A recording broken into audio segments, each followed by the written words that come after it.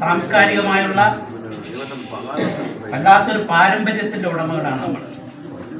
കിളിമാനൂർ കൊട്ടാരത്തിൽ 1848 ജനിച്ച രാജാ രവിവർമ്മയുടെ വർണ്ണചിത്രങ്ങളാണ് നമുക്ക് അന്തർദേശീയ തലത്തിൽ തന്നെ ഇന്ത്യയെ, കൊച്ചു കേരളത്തെ, കിളിമാനൂരിനെ എത്തിച്ചത്. ഇപ്പോ നിങ്ങൾ ഈ പുനർജനിയുടെ കവർ കാണുമ്പോൾ നിങ്ങൾക്ക് മനസ്സിലാവും.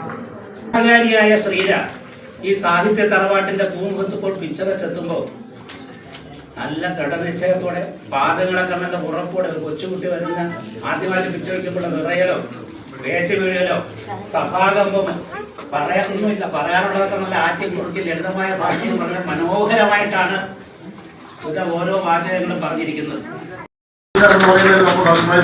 അങ്ങനെയുള്ള ശ്രീര ടീച്ചറുടെ അല്ലെങ്കിൽ അവരുടെ ഒക്കെ പിന്തുണ ശ്രീര ടീച്ചറുടെ സ്കൂളുകൾ എങ്ങനെയാണെന്ന് അറിയണമെങ്കിൽ ഈ കണ്ടന്റുമായിട്ടല്ലേ അറിയുള്ളൂ.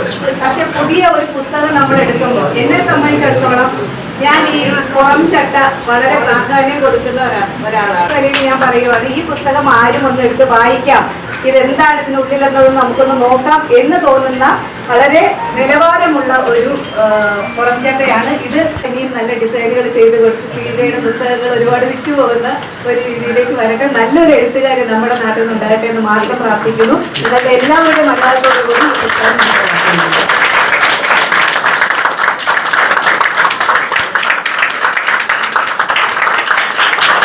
ശ്രീരയ്ക്ക് ഇതുപോലൊരു മികവാർന്ന പുസ്തകം രചിക്കാൻ കഴിഞ്ഞത് എല്ലാവിധ അഭിനന്ദനങ്ങളും.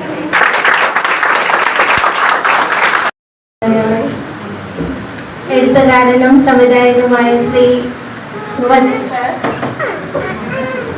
പിന്നെ Compass publication managing director Anand Balan sir, എഴുത്തുകാരി പ്രിയ മേഡം, അദ്ദേഹത്തിന്റെ ഭാര്യ, പിന്നെ എന്റെ പ്രിയപ്പെട്ടവരെ, 15 വർഷങ്ങൾക്ക് മുമ്പ് ബിരുദത്തിന് പഠിക്കുമ്പോഴായിരുന്നു ഈ നോവല് 15 വർഷക്കാലം എന്തുകൊണ്ട് പുറം ലോകം കണ്ടില്ല എന്ന് ചോദിച്ചാൽ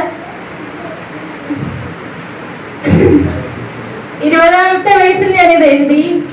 20 മുതൽ 28 വയസ്സ് വരെ 8 വർഷക്കാലം ഞാൻ എൻ്റെ ജീവിതം ഒരു ദിവസമാണെന്ന് കരുതാനാണ് ആഗ്രഹിക്കുന്നത്. ഒരിക്കലും ഓർക്കാൻ ഇഷ്ടപ്പെടാത്തൊരു കാലം. ആ ഒരു കാലഘട്ടത്തിലുള്ളത് കൊണ്ടാണ് ഇതൊരിക്കലും പുറലോകം കാണാതെ പോയത്. ആ